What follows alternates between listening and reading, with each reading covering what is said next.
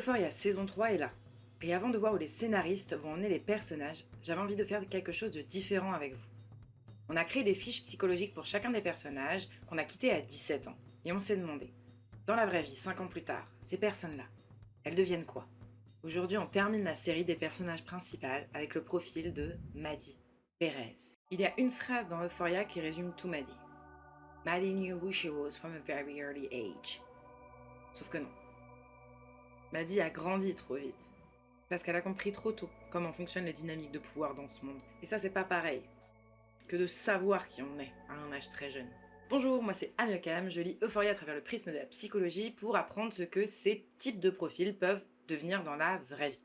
Attention, je lis le réel à partir de la fiction. Le but est d'ouvrir un dialogue autour de la santé mentale. Donc Maddie, vous l'attendiez, hâte d'avoir vos retours et vos avis. Ce qu'il faut retenir de Maddie, c'est ça. Elle a compris très tôt ce que beaucoup d'adultes mettent des années à saisir. Dans ce monde, être désiré pour une femme pouvait lui donner plus de pouvoir que de parler, que d'essayer d'être respectée, que d'avoir une carrière ou exister tout court. Alors elle a construit quelque chose de très maîtrisé et de très construit. Être belle, oui. Mais attention, elle joue avec ça et en est consciente. Parce que le but est d'être le centre d'attention. Car en étant désirée, et en devenant un objectif de désir pour les personnes de pouvoir, c'est comme ça que elle détiendra le pouvoir. Plus un profil comme Maddie est désiré, plus elle dit non. Parce que c'est comme ça qu'elle obtient le pouvoir et l'ascendant sur autrui. Car avoir un ascendant, c'est aussi être respectée. Car au final, c'est elle qui utilise autrui, et pas les autres qui l'utilisent elle. Elle voit le monde comme quelque chose de binaire. Être dominé ou dominé à son tour. Et ça, c'est une mécanique qu'il a construite très jeune. Le seul problème, c'est que cette volonté de domination est ancrée en quelque chose de profondément brisé. Et cela crée malheureusement uniquement des relations transactionnelles. Et malheureusement, ça fait du mal d'avoir pour seule relation les relations dans lesquelles on a l'ascendant. L'ascendant, c'est aussi ne jamais montrer de faiblesse. Et être une femme forte, est-ce que ça veut vraiment dire ne jamais demander de l'aide? Ne jamais être vulnérable? Cliniquement, on observe 3 fonctionnements qui s'alimentent l'un l'autre. D'abord, il y a une pseudo-maturité précoce, c'est-à-dire qu'elle sait lire les autres, les dynamiques, les rapports de force, avec une précision que beaucoup n'atteignent jamais. Sa maturité sociale est très forte, mais sa maturité émotionnelle est plus fragile. Elle sait gérer les autres, et elle ne sait toujours pas se gérer elle-même, dans l'intime, dans la vulnérabilité. Elle a aussi ce qu'on appelle une armure narcissique défensive. Attention, ce n'est pas un ego surdimensionné, c'est un ego fragile, compensé. Elle performe l'invincibilité. Parce qu'au fond, l'humiliation, c'est ça qui lui est insupportable. Et malheureusement, quand son image est attaquée, la réaction est disproportionnée. Parce qu'au fond, elle est fragile. Et c'est son seul moyen de protection. Et pour finir, il y a le trauma bonding. Donc, on peut notamment le voir dans sa relation avec Nate et l'alternance entre les cycles de violence et de récompense, et qui petit à petit a reprogrammé son système d'attachement. Et attention, elle ne restait pas parce qu'elle était faible. Non. Elle restait parce que son cerveau lui a appris à confondre intensité et amour. Et malheureusement, le calme ne lui semble plus rassurant. Aujourd'hui, ça lui semble vide. Ça ressemble même à un soupçon. Et alors ces 3 fonctionnements se nourrissent l'un l'autre. Et attention, son piège n'est pas qu'elle est naïve, mais elle croit qu'elle est trop lucide pour pouvoir se faire piéger. Ou alors qu'elle est assez différente et forte pour pouvoir supporter la violence. Et alors là, il y a 2 trajectoires. Et maintenant, on va se concentrer sur la première. Celle où elle se sauve et elle enlève son armure. Et d'ailleurs, vous pouvez aussi retrouver la fiche psy sur mon compte. Bon, la première trajectoire, elle a travaillé et elle a reçu de l'aide. Concrètement, ça veut dire une thérapie des schémas. Le but de ces thérapies va être de comprendre d'où vient ce besoin de contrôle, cette peur de l'humiliation, et surtout cette confusion entre intensité et amour. Il peut aussi y avoir un travail de psychoéducation sur le trauma bonding. Le but, ce serait d'apprendre à reconnaître les cycles de violence-récompense avant qu'elle rentre dans un système d'attachement qui la bloque et l'enferme. Et donc, dans cette trajectoire, en 5 ans, l'armure est toujours là. Elle n'a pas disparu. Par contre, elle choisit quand elle la met. Ses relations sont moins nombreuses, plus lentes et surtout moins transactionnelles. Elle est toujours là, présente, mais elle n'a plus besoin d'être constamment le centre de l'attention. Et quand elle ne l'est pas, elle ne ressent pas forcément cette jalousie, ce désir ou cet inconfort. Elle a un petit peu passé le cap là-dessus. Mais ça, intérieurement, c'est encore fragile, c'est une stabilité construite. C'est pas encore totalement naturel sur beaucoup d'aspects. Et donc là, en cinéma, ça donnerait quoi? On pourrait la voir dans une soirée. Et là, il y a quelqu'un qui essaye de la provoquer, devant tout le monde.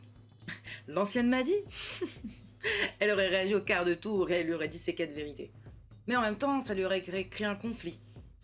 Être le centre de l'attention et pour des mauvaises raisons. Et ça l'aurait fait rentrer dans un jeu qu'elle-même elle trouve immature. Et donc là, ce qu'elle fait, c'est encore plus puissant. Elle voit la tentative. Elle sourit. Et elle lui dit juste simplement « Tu cherches quoi, sincèrement, là ?» Elle n'aurait pas surréagi. Elle n'aurait pas humilié. Et au final, sa notion de pouvoir aurait été décuplée par son contrôle. Parce qu'au lieu de prendre le pouvoir en dominant et en écrasant, elle aurait pris le pouvoir par le silence. Et pour les personnes comme Maddy qui savent très bien utiliser les mots, c'est une vraie arme que de savoir se contrôler et choisir quand parler.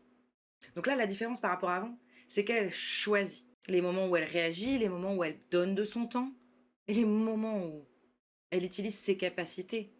Non pas parce qu'on l'a provoquée, mais parce qu'elle a choisi. Autre chose, pourquoi pas, c'est qu'on pourrait voir Maddy en relation. Et un jour où son mec prend de la distance, ça commence à la titiller. Vous savez, cet esprit de jeu, de vengeance, de « tu me fais ça ?» Et là, elle sent l'envie monter, l'envie de jouer, l'envie de le rendre jaloux, l'envie de reprendre le contrôle. Parce que rappelons que Maddy sait exactement comment les relations fonctionnent. Mais le sait-elle vraiment? Parce qu'aujourd'hui, elle a compris que ceci, c'est un jeu. Ce n'est pas de l'amour. C'est un jeu dangereux qui mène souvent à la tristesse, à la colère et à l'abandon de soi-même. Donc aujourd'hui, quelqu'un prend des distances. Elle le bloque. Et au suivant. Alors, il y a toujours une notion de tout ou rien chez Maddy. Elle n'a pas encore très bien trouvé la dialectique, le juste milieu. Parce qu'avant d'en arriver là, elle devait d'abord s'occuper de son armure, de sa vision du monde, de la manière dont elle se positionne avec les autres. Et donc là, on peut être fier d'elle parce qu'elle est sortie du jeu. Et comme on l'a dit, hein, connaître la différence entre l'amour, l'intensité, la passion et la violence, c'est déjà énorme pour un profil comme elle. Une autre belle scène que j'aimerais bien, c'est qu'on la voit sortir de chez elle, non maquillée, habillée en pyjama. Bon, ça restera en pyjama à la Maddy, pourquoi pas en léopard. Et elle descend faire ses courses. Et là, elle voit dans le magasin quelqu'un qu'elle connaît. Avant, elle aurait couru au rayon maquillage, elle se serait maquillée très très vite fait avec les produits de beauté et serait venue en mode « Bonjour, comment vas-tu ?» Juste pour retrouver cet aspect de désirabilité. Là, non. Oui, forcément, elle va y penser. Là, elle va se dire « Bah non, en fait. » Parce qu'aujourd'hui, sa beauté ne repose plus sur la superficialité. Sa beauté n'est pas que l'esthétisme physique. Elle a compris que c'était un tout. Et si Maddy pensait avoir le pouvoir avant, elle en a 3 fois plus maintenant. Autre point sur les relations. Maddy pourrait avoir une amitié. Et un jour, alors que la personne en face d'elle est de mauvais poil, elle dit quelque chose qui la pique. Elle soupçonne que ce soit une attaque envers elle, envers ses valeurs, envers qui elle est. Avant, au moindre soupçon, elle aurait repris le pouvoir, coupé net et adieu, salut. Là, elle va toujours confronter clairement tu m'as manqué de respect et je ne l'accepte pas. Mais contrairement à avant, elle ne coupe pas. Parce qu'elle a compris que ce soit elle ou ses amis, tout le monde peut faire des erreurs. Et que si elle a moins de petite erreur ou le moins de petit écart de chacun de ses proches, elle coupait les ponts, elle allait finir un jour par se retrouver seule. Donc elle a appris à être un petit peu plus tolérante. Et surtout, elle a appris à faire la différence entre un soupçon et un fait. Et là, parlons de sa carrière. En ayant appris tout ce qu'elle a appris, elle n'a pas besoin de faire un job de pouvoir, de domination, etc. Non. Je la verrais bien aider d'autres femmes. C'est-à-dire, j'en sais rien, être une styliste ou une coach, quelqu'un qui va donner des conseils à des femmes qui certes ont les moyens, on connaît les petites passions de Maddy pour le luxe, mais des personnes avec lesquelles elle pourra dire les 4 vérités qu'elle pense, donner des conseils de vie, et le tout pour que les femmes qui sont ses clientes atteignent leur objectif et soient satisfaites dans leur vie.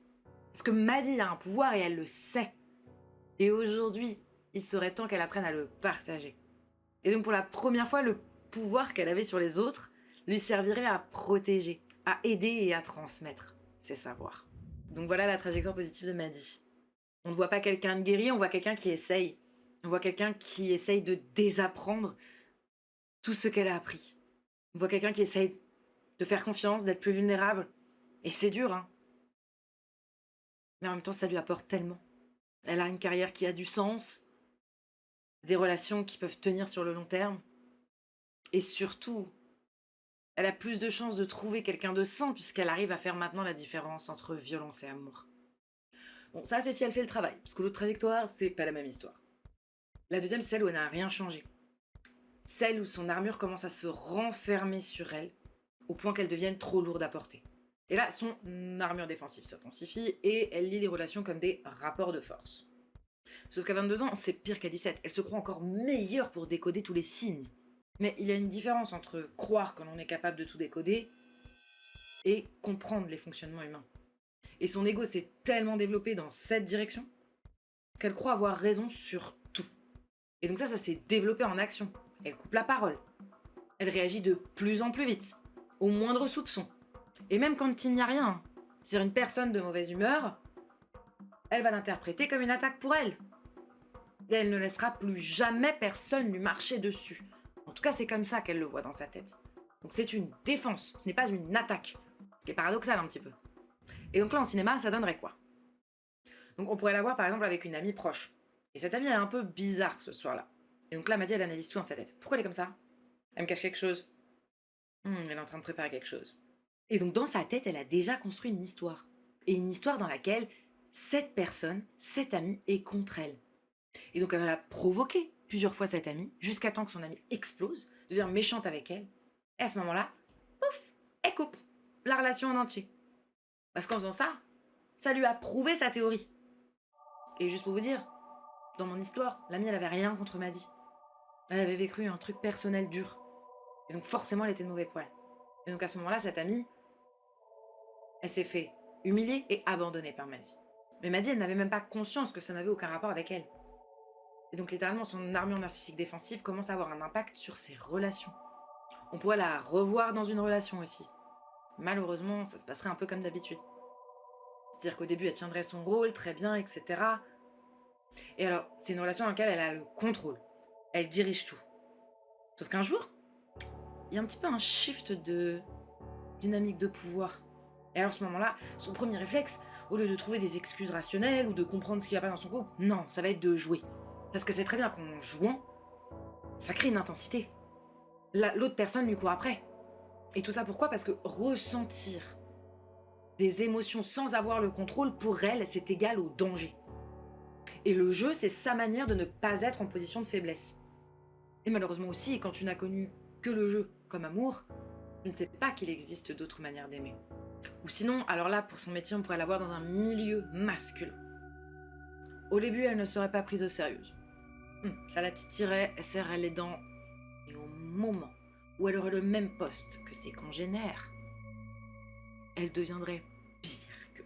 Au point de prendre presque les mimiques masculines et les hyper féminiser. Je dis n'importe quoi. Elle est tradeuse, elle ramène tous des stripteaseuses en fumant des cigares. Un jour, elle va ramener 15 stripteaseurs dans le bureau et fumer son cigare devant tous les hommes de son job. Alors oui, il y aurait une certaine forme de domination, mais c'est épuisant, non? D'être constamment en confrontation. Donc elle gagnerait en surface, mais personne ne lui ferait confiance. Elle serait seule, isolée contre tous, à mener un combat qui la dépasse, elle. Parce que c'est un combat sociétal plus profond. Et donc tout devient un rapport de force. Et elle se retrouve seule, au sommet d'un truc qui n'a rien à voir avec ce qu'elle voulait construire de base. Et puis là, le dernier aspect. Si elle n'a pas ce genre de métier-là, un jour, elle aurait rencontré peut-être, voilà, quelqu'un qu'elle désire. Et quelqu'un, pas un homme, hein, une femme qui représenterait tout ce dont elle a toujours rêvé. Classe, belle, dominante, mariée, ayant un pouvoir que jamais elle n'aurait imaginé. aux mains d'une femme. Et alors là, il se passe quelque chose en Maddy, elle a besoin d'être reconnue. Elle a besoin d'avoir la reconnaissance et la validation de cette personne qu'elle admire tant. Parce que malheureusement, ce que ça lui renverrait, c'est que les statuts de cette femme, elle ne l'aurait pas parce qu'ils ne s'achètent pas. Et donc ce qu'elle ressent, ça commence à être de la rivalité, de la jalousie. Mais attention, une rivalité chez quelqu'un comme Maddy, ça devient une compétition. Une compétition qu'il faut qu'elle gagne. Et on pourrait se retrouver avec une Maddy qui essaye de voler la vie de cette femme. D'aller séduire son mari, mais attention, pas parce que le mari lui plaît. Non, pour prendre la place de l'autre. Mais au final, Maddy en faisant ça ne serait que réduite aux volontés de ces deux personnes, de cette femme et de son mari. Et avec son trauma bonding, comme je vous l'ai expliqué, elle pourrait se retrouver une nouvelle fois dans un cycle de violence, en tant que la maîtresse de l'homme marié. Vous savez, cet homme marié qui lui promettrait monts et merveilles, de quitter sa femme toutes les 2 semaines. On sait tous comment ça se termine. Ce que Maddy a vraiment envie de gagner cette compétition, de prouver qu'elle a sa place dans ce milieu, de prouver qu'elle est mieux, que ça aurait dû être elle depuis le début. Donc elle s'accroche. Et donc ce qui est intéressant dans cette trajectoire dont je vous parle par rapport à tous les autres, c'est que Maddy, même dans sa trajectoire négative, elle gagne.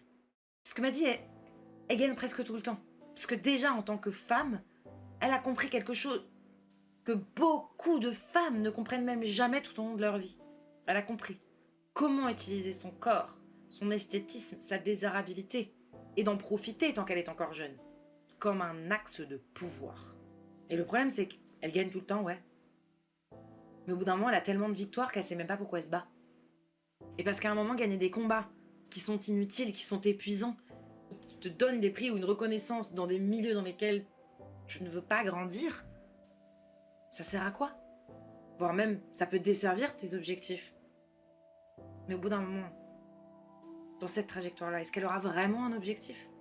Est-ce qu'elle ne sera pas toujours en action et en réaction de tout ce qui se passe autour d'elle sans jamais avoir de vision qui lui soit propre? Et donc dans cette trajectoire-là, on ne voit pas quelqu'un qui s'effondre. On voit quelqu'un dont l'armure est devenue tellement forte qu'elle ne sait plus qui elle est en dessous. Quelqu'un qui a une telle armure qu'elle refuse de laisser n'importe qui rentrer, pour un jour de finir seule. Et ça, c'est dangereux. Parce qu'une étoile qui a envie de briller, mais qui se retrouve toute seule, puisqu'elle n'a laissé personne rentrer, ça fait que l'étoile s'éteint. Donc demander de l'aide, ce n'est pas une faiblesse. Prendre soin de soi, ce n'est pas une faiblesse. C'est même l'opposé. Je sais que c'est le discours opposé de tout ce qu'on entend partout, hein.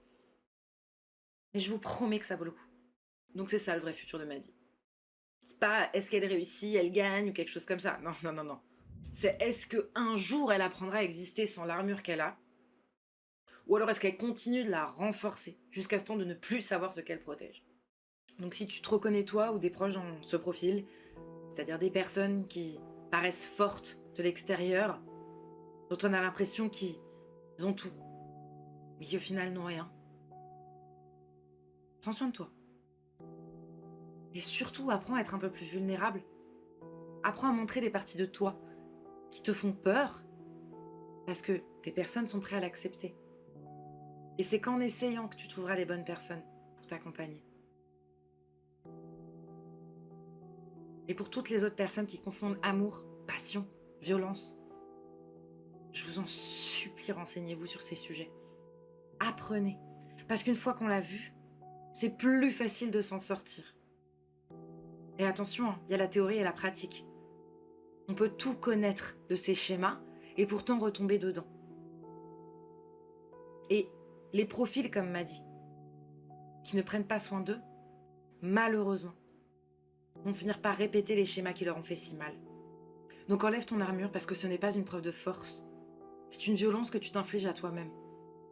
C'est une réaction dysfonctionnelle à tout ce que tu as vécu. Certes, tu n'avais pas d'arme ni de solution. Mais si tu regardes cette vidéo, c'est sûrement que tu es un adulte. Donc prends soin de toi parce que personne d'autre le fera. Donc l'armure que tu as eue, elle a eu un sens. Elle t'a protégé dans les moments où tu en avais le plus besoin. D'accord. Mais si tu l'enlèves pas, tu t'empêches de vivre tellement de belles choses. Et alors ouais, ça fait peur. Et alors ouais, tu penses sincèrement qu'il n'y aura rien de bien qui arrivera. Mais tout ça, c'est vrai ou c'est ta tête qui te le dit? Parce que bien évidemment que tu mérites d'être aimé. Bien évidemment que sans ta carapace, tu mérites quelqu'un qui prenne soin de toi au lieu de te blesser. Et donc tous les outils dont j'ai parlé, c'est un point de départ. Ça veut pas dire qu'ils marcheront pour toi, ça veut juste dire qu'il y a des solutions qui existent.